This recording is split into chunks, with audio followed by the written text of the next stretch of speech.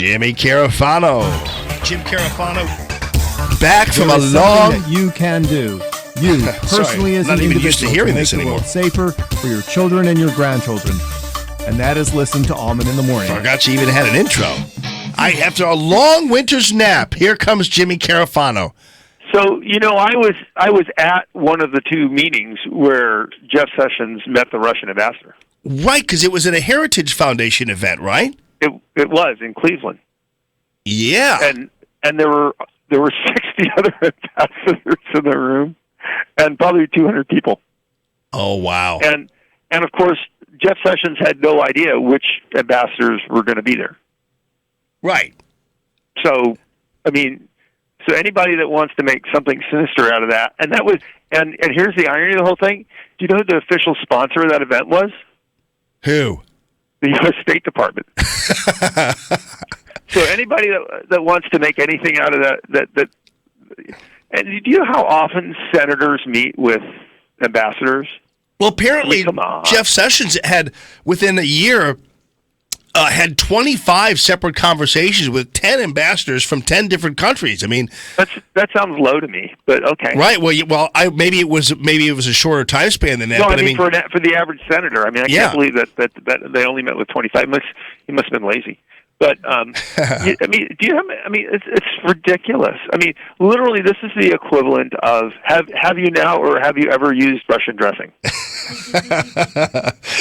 Yeah. It really is amazing. And yesterday just watching it all come down from the point at which they actually changed the definition of recuse to indict, and then just blathered on about all this stuff that seems to be the normal course of operation for any senator. And clearly, they tried to say, well, he was a surrogate.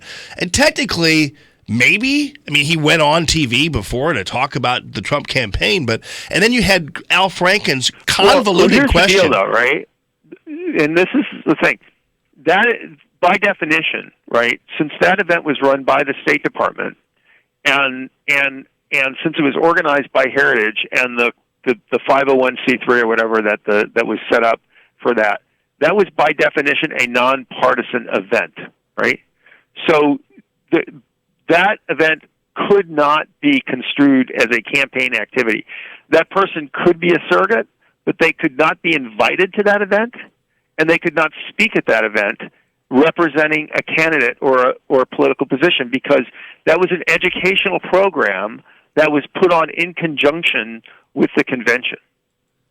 So what do we, obviously, we have our outlet here, and it's a very popular morning radio show, and you obviously have a lot of ways in which you can communicate with people. Have we gotten to the point where the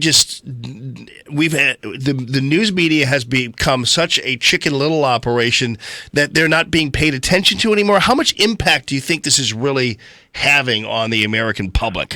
Well, I don't know, because but I do think there's a jump the shark problem here, right? Which is and we've seen this before. This is what happened in the Clinton administration to Republicans, where Republicans, were jumped on Bill Clinton for every little silly thing.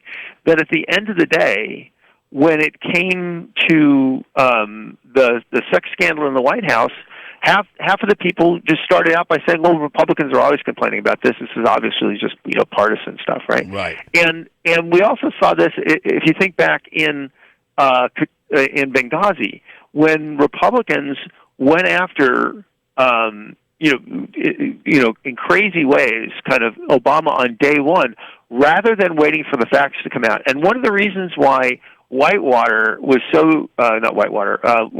was so devastating to Nixon is the way it unfolded. So because people just kind of dismissed it at the beginning, rather than being seen as just kind of a crazy-headed partisan crusade, it kind of gradually grew and evolved, and people say, "Oh my God, there's really something here." So, what the what the critics of the president have here is the problem is when they start screaming bloody murder about ridiculous things, and everything starts out that eventually people just begin to assume that this is just partisan squabbling, and when it's just partisan squabbling, people just put it aside. That's a great point. I mean, interesting, especially the historical perspective there. Hey, Jimmy, can't wait until we don't have the date yet, but we know you are coming to town in the springtime with Genevieve Wood, and it's going to be an evenings, Almond in the Evenings that we're going to host, and it's going to be a ton of fun. Really can't wait to see you, buddy. That's going to be awesome. Hey, can I come in the studio and do the show? Absolutely. God. Oh, Of course we want to. No, for me doing that, it's like the guy that gets to go down to the stadium and throw out the ball. I just love it. You're the best, man. I get to pretend like I'm a real radio person for a day. You're great at it. We love to see you, and so yeah, definitely. And then hopefully we can hang out for a little while when you're here, and do whatever we do. Yeah, it'd be awesome since we missed you when you were up here for the inauguration. I know. I listen. I was in a cab with my son, and we were trying to go all through the traverse all through the protesters and stuff. And we drove by the Heritage Foundation. I saw it was really crowded and everything else, and we were on our way someplace, so I couldn't stop in. But okay. Yeah, but we remember seeing you, hanging out with you in Cleveland. That was a fun time. All right, so we'll have you. We'll give everybody the date when it comes time for it to happen. But it is coming in the springtime. It will be on a weeknight, and we'll be ready to rock. And we'll roll out the red carpet for you, bro. Yeah, I'm guessing we're going to have something to talk about. No doubt about it. At JJ Carafano, heritage.org. Love you.